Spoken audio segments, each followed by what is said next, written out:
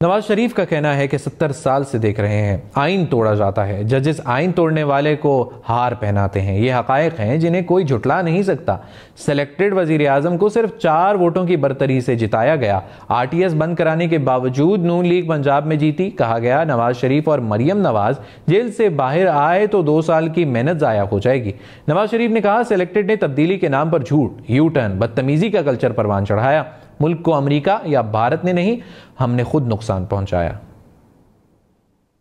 Dollar 104 से 300 के करीब चला गया। ग्रोथ रेट खत्म होकर रह गई।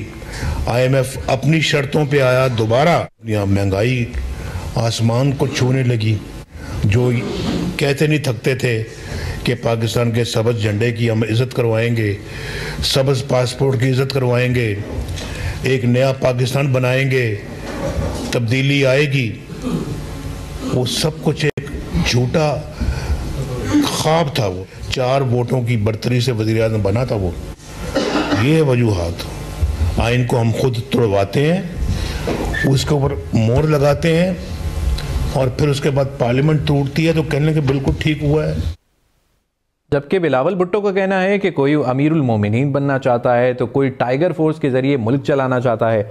नौजवान बेवकूफ़ ना बने, रिवायती सियासत को दफन करना होगा। एक दूसरे को जेल भेजना सियासत नहीं, नाकामी है। लाहौर में खिताब करते हुए कहा साबिक चेयरमैन PTI अपने अलावा सबको चोर कहते थे। सियासतदान दायरे में रहकर काम करें तो बाकी इदारों को भी दायरे में ला सकते हैं। सियासी कारकुनों का एहतराम करता हूँ, चाहे उसका ताल्लुक किसी भी जमात से हो।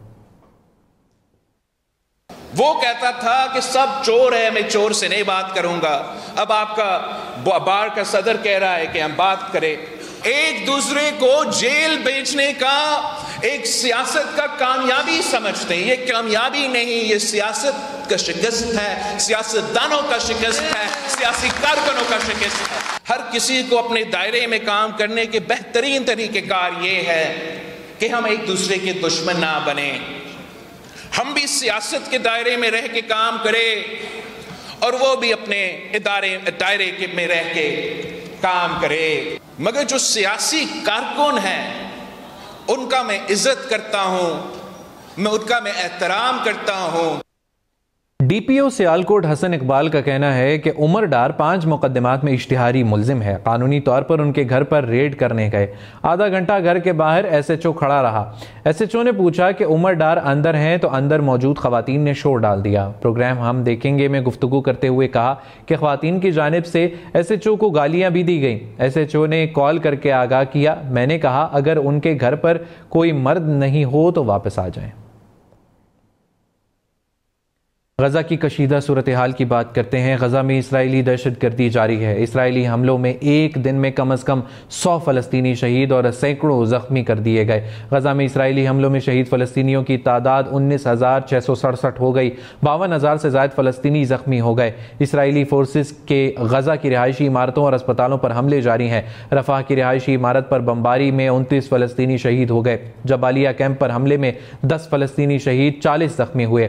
हमलों में मजीद 2 सहाफ़ी भी शहीद कर दिए गए। 24 घंटे में शहीद फ़लस्तीनियों की तादाद 150 से बढ़ गई। इसराइली फोर्सेज ने आलूदा अस्पताल पर धावा बोल दिया। अस्पताल में मौजूद अमले को यरगमाल बना लिया।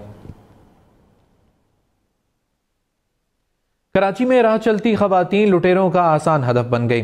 गार्डन पुलिस ने मुतवातिर खवातीन से लूट मार करने वाले 5 रुकनी गिरोह के 2 कारिंदों को गिरफ्तार कर लिया। मुल्जिमों ने दर्जनों वारदातों का एतराफ़ कर लिया। मोनिस सिराज की रिपोर्ट देखिए। मज़ाहमत का खतरा कम और वारदात कामयाब होने की सूरत में माल ही माल। कराची गार्डन से 5 रुकनी गिरोह के 2 कारिंदे पुलिस ने गिरफ्तार किए तो मुल्जिमों ने हैरान कुन इंकिशाफ कर दिए। इब्तिदाई तफ्तीश में मुल्जिमों ने बताया कि वो महज खवातीन से वारदातें करते हैं। शॉपिंग सेंटर्स और बाजारों के अतराफ खवातीन को लूटा जाता है। मुल्जिम रिक्शा सवार खवातीन को भी महफूज मकाम पर असलहे के जोर पर जेवरात से महरूम कर जाते हैं। मुल्जिमों ने इब्तिदाई तफ्तीश में ही दर्जनों वारदातों का एतराफ कर लिया। पुलिस को बताया कि गिरोह में ऐसे कारिंदे भी हैं जो असल और नकल जेवरात की शिनाख्त में महारत रखते हैं। पुलिस का दावा है कि मुल्जिमों ने बेशतर वारदातें Orangi Town, Haidari Market, New Karachi, Nagan Chowrangi और सुरजानी टाउन के अतराफ में की। मुल्जिम वारदातों की प्लानिंग और लूटे गए माल का बंटवारा औरंगी टाउन में करते हैं। पुलिस का दावा है कि वारदातों का शिकार बेशतर खवातीन ने मुलजिमों के खिलाफ पुलिस रिपोर्ट भी दर्ज नहीं कराई। खवातीन से लूटे गए जेवरात फरोख्त करने वाले गिरोह में शामिल मुलजिम को भी तलाश किया जा रहा है। निगरान वज़ीर आज़म अनवारुल हक काकड़ का कहना है कि सवा माह बाद मेरा किरदार खत्म हो जाएगा। इलेक्शन आईनी ज़रूरत है जिसे करा कर जाएंगे। हम इंतखाबात ना कराते तो दाग होता। इलेक्शन के दागदार और गैर दागदार होने की बातों को अहमियत नहीं देता। इंतखाबात साफ और शफाफ होंगे। इंतखाबात के नतीजे के बारे में कुछ नहीं कहा जा सकता। हमने कोशिश की है किसी स्कैंडल की जद में ना आए।